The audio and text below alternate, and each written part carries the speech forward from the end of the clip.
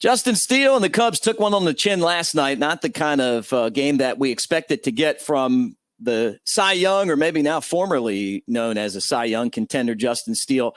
The Cubs are going to have to pick up the pieces, and moving forward, they've got a big game tonight, so there's no time to get down. Hey, guys, I'm Mick Gillespie. This is the Cubs Baseball Channel. Thanks for being here. If you're not part of our roster yet, hey, join. Please be part of it. After the season, we're going to do hot stove shows. We'll have, down on the farm reports. We got a lot of things going on, and we want you to be a part of it. No time to get down. Can't do it. There's just not enough games left. 4 and 6. So 10 left, 4 at home, 6 on the road.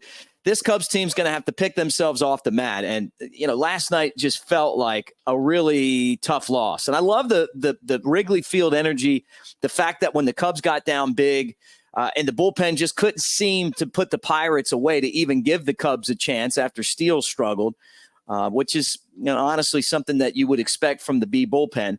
But, they came back. Look, they did keep fighting, and you got to give them credit for that. The Morel home run, the grand slam by Happ, but I don't think this bullpen's good enough to win a game like that, to just come in and pitch with the team down, and when you're not using your best pitchers and hang around. And I think that this team is definitely overachieving. There's, as you guys know, there's holes with this group, but they've also done an amazing job of fighting. And if you would have told me at the beginning of the season that this Cubs team was going to be contending, I would have said you were crazy. Now they're fighting for a wild card spot. They're in the last wild card spot, and I've said it before. I almost feel like the way that baseball's set up, sometimes it's better to just be really bad so that you can go and start building with prospects and draft picks and trades and all of that stuff than be in the middle.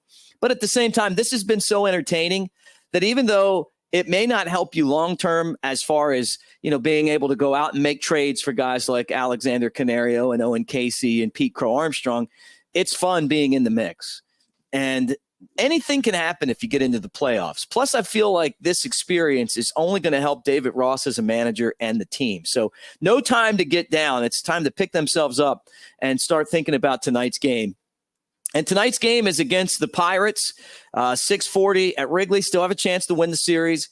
The rest of the teams that the Cubs are contending with are off right now. We'll talk about that in a second, but let me pull up the schedule just so that I can show you again, as you already probably know, is that you got 4 games at home at Wrigley against losing teams.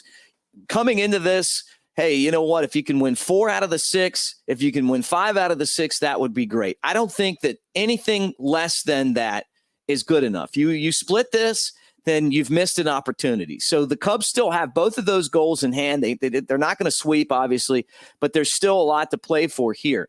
With that loss last night, though, the Cubs have seen their playoff odds go down. It was slightly over 50% yesterday. Now it's down to 45.7%, so slightly below 50% according to Fangraphs.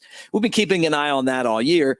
It's not the be-all, end-all, but it does tell you that this is a game that they need to win because you want those odds to be over 50%, and then eventually you want them to grow. They got to get to 100%, right? So you got to make the moves at some point.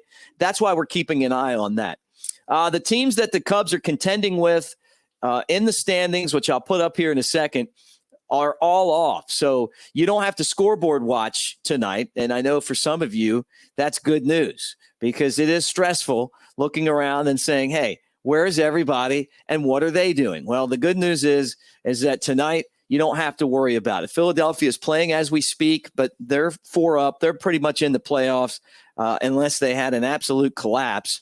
And the rest of the teams, though, are all fighting it out. You got Arizona having won 5 straight, 3 of those against the Cubs. I think they're at their high water mark. I just don't think that team is really that good. I think they just matched up well against the Cubs, got some breaks. But they're a game and a half ahead of the Cubs. The Cubs, if the season ended right now, would be in the playoffs.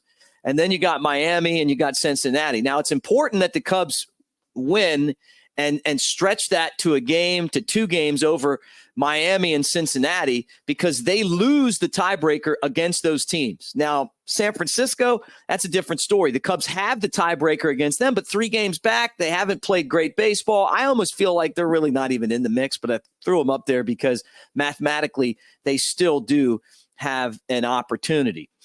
Tonight, it'll be Kyle Hendricks getting the start for the Cubs. 6-7 record, a 3.77 ERA. You guys know all about Hendricks. He's pitched in the big games. He's won a lot of games.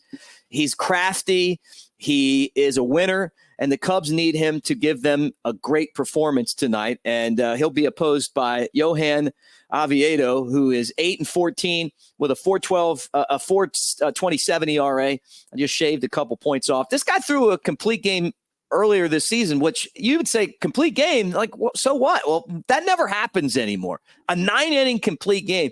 It's so rare, and it's so odd that it's so rare in the big leagues when it's something that a lot of us grew up and you would see those all the time. Well, Oviedo getting the start for the Pirates, and he can be good at times as well.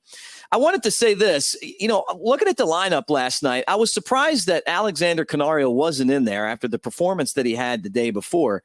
I don't know why he's not playing. Look, I'm just going to tell you this, and I know Ian Happ won a Gold Glove. I think Alexander Canario is actually a better outfielder than Ian Happ. So what does that say? Well, I mean, it says that the guy can play great outfield. And if he's not better, he's as good. And it was great to see. I'm not saying that Ian Happ didn't need to be in the lineup. Look, he had a grand slam last night. But I'm just saying, like, you don't have to be afraid of putting Canario in the outfield. He can actually play, and he's got power, and he's been hot, and he's also fresh. He was hurt for most of the year and then came back and tore up things in Iowa and AAA and the Pacific Coast League. And then you saw what he can do in that game 2 nights ago. So I'm surprised that he wasn't in there.